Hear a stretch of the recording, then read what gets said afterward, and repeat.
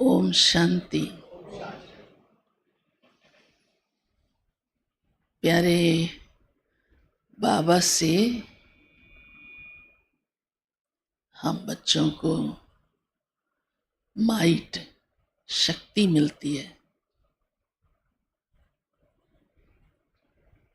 क्योंकि वो सर्व शक्तियों का भंडार है। पर साथ ही बाबा ने कहा है, कौन बच्चे मेरे से माइट ले पाते हैं, क्योंकि वो लेने की भी हमारे अंदर ताकत चाहिए। इसलिए वो सबको नंबरवार मिलती है, एक जितनी एक जैसी बाबा दे रहा है। तो बाबा ने आज वो बात कही है कि जितनी बाप के साथ वफादारी होगी तो माइट सहज ले सकेंगे। अब वो वफादारी तो आप समझते हैं। वफादारी का मतलब ही यही है कि सच्चे साफ आज्ञाकारी होकर चलना। जो बाप कहे वैसा करना, उसी अनुसार चलना। ये नहीं दिल लगती रहे औरों से और हम बाप से शक्ति मांगे, मिल सकेगी नहीं, और उसको वफादारी भी नहीं कहेंगे। लौकिक दुनिया में भी संबंध एक के साथ और प्रीत किसी दूसरे के साथ हो, उसको वफादारी नहीं कहते। हम बाबा के बच्चे बन गए, हमारा संबंध एक बाप के साथ है, तो हमारी दिल भी बाप से ही लगी रहे और कहीं किसी में नहीं जाए। औरों को भी याद करते रहे, तो बाप की याद में वो ताकत नहीं होगी, क्योंकि बाबा उसे कह रहे हैं वफादारी चाहिए तो मेरे से माइट ले सकेंगे। और ये देखा गया है, जो बाबा के साथ सच्चे साफ होकर रहते हैं, बुद्धि और में नहीं भटकती, बस दिल से बाबा कहा और बाबा की श्रीमत पर उसका कहना मानते रहे, तो बाबा की ताकत, बाबा की मदद अवश्य मिलती है। बाबा के पास बहुत बड़ी अथॉरिटी है,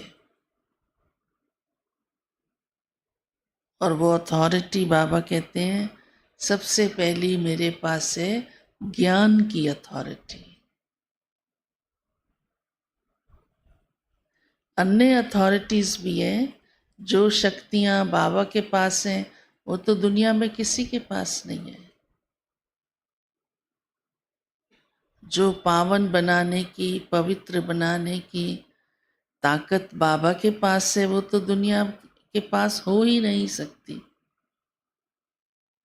परंतु उसका भी ज्ञान चाहिए ना, कि वो ताकत कैसे आती है। अब ज्ञान नहीं है तब तो देखो, समझते हैं पावन बनने के लिए स्नान करने जाएं, पूजा पाठ करने जाएं, व्रत रखने जाएं, हाँ, दीपक जगाएं, स्थूल क्रियाएं कर रहे हैं। तो बाबा कहते हैं कि मेरे पास ज्ञान की अथॉरिटी है, तो तुम बच्चों को भी मैं नॉलेजफुल बनाता हूँ,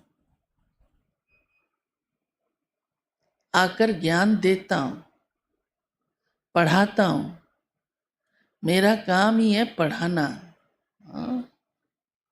उस पढ़ाने से ही बाबा से हमें सारी नॉलेज मिलती है, इस पढ़ाई से ही मिल जाती है ना। और उसी से ही, क्योंकि बाबा हमें लक्ष्य देता है कि आपको ऐसा बनना है, और उस बनाने के लिए ही बाबा ये पढ़ाई पढ़ाता है। जैसे कोई जिस कॉलेज में जो लक्ष्य लेकर जाता है तो उसकी पढ़ाई उसी अनुसार चलती है। अभी मेडिकल लाइन में जाता है तो वहाँ पुल बनाने की पढ़ाई थोड़ा पढ़ाई जाएगी, वो तो इंजीनियर वाले कॉलेज में पढ़ाई जाएगी। हाँ, मकान कैसे बनता है, सड़क कैसे बनती है, पुल कैसे बनता है। तो यहाँ बाबा हम बच्चों को नॉलेजफुल बनाता है। किस बात के लिए? हाँ, कि आपको देवता कैसे बनना है। और बातें तो दुनिया में सारी चल रही हैं, कितनी अच्छी अच्छी बातें लोग सुनाते हैं, देखो बहुत अच्छी अच्छी बातें सुनाते हैं, महात्मा लोग भी सुनाते हैं। हाँ, अन्य भी कई कितनी अच्छी स्टडी करके बहुत जीवन को चलाने की बातें सुनाते हैं, बहुत कुछ सुनाते रहते हैं।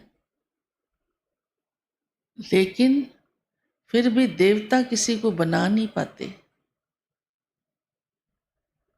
क्योंकि देवता बनने के लिए कौन सी नॉलेज चाहिए, वो बाबा देता है। वो बाबा ने हम बच्चों को उसके लिए नॉलेजफुल बनाया है। फिर बाबा कहते हैं ये एक ही हट्टी है। हट्टी समझते हो ना, दुकान है। जब किसी कोई कंपनी की या कोई किसी भी फर्म की कोई एक ही शोरूम हो तो वो लिख देते हैं कि इसकी वैल्यू क्या है, कहीं और इसकी ब्रांच नहीं। तो वो अपने आप में उसकी स्ट्रेंथ होती है कि सभी वहाँ ही पहुँचेंगे, जिसको इतनी उसकी वैल्यू होगी वो पहुँचेगा, चाहे दूर दराज से भी पहुँचेगा। तो बाबा कहते हैं भगवान की भी ये एक ही हट्टी है। एक ही हट्टी माना कि एक ही उसकी नॉलेज है, ब्रांचेस तो उसकी पूरे विश्व में फैली हुई है, अलग हट करके और कुछ नहीं है। हाँ? दुनिया की सारी बातें नहीं है, ये वो मॉल नहीं है जिसमें सब्जी भी और जूता भी है ना।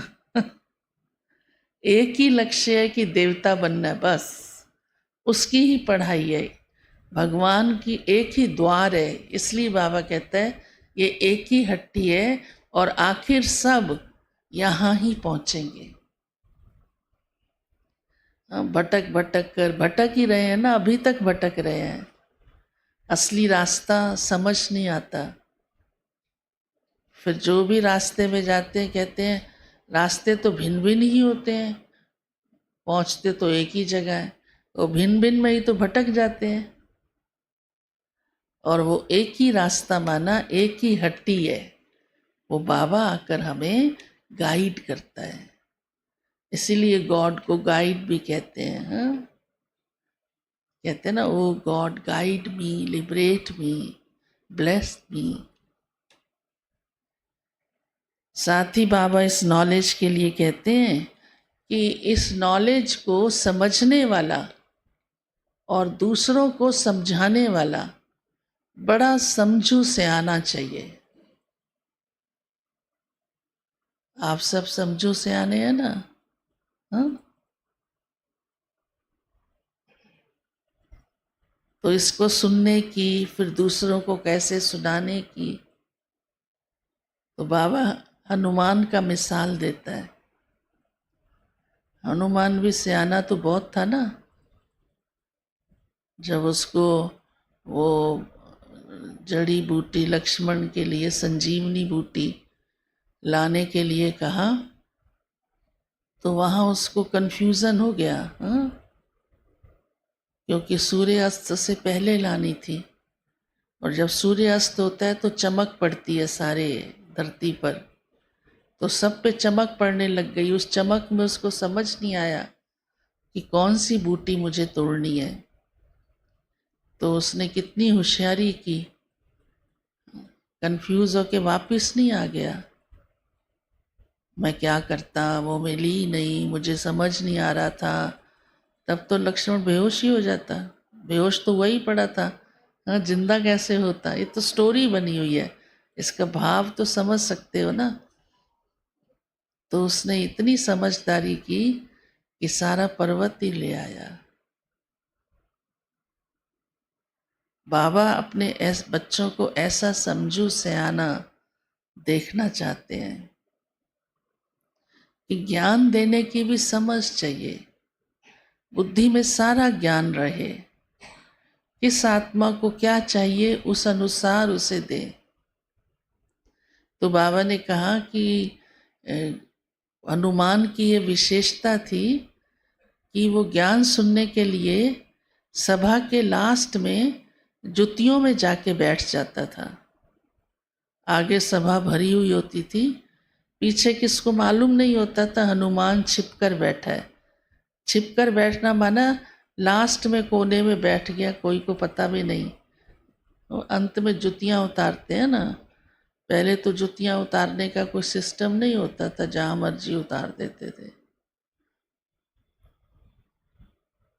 तो बाबा कहते हैं मेरे ऐसे बच्चे जो नॉलेज को बड़े ध्यान से कहीं भी बैठ के सुनते हैं,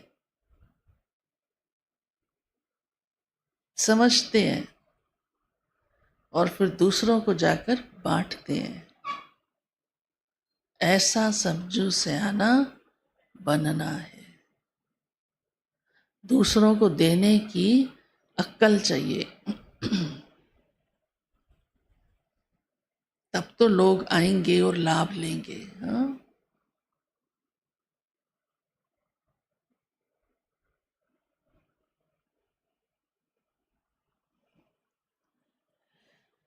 आजकल बाबा बार बार एक बात कौन सी कह रहे हैं, याद आती है, ध्यान पर आती है। एक हफ्ते से बाबा रोज एक बात कौन सी कह रहे हैं।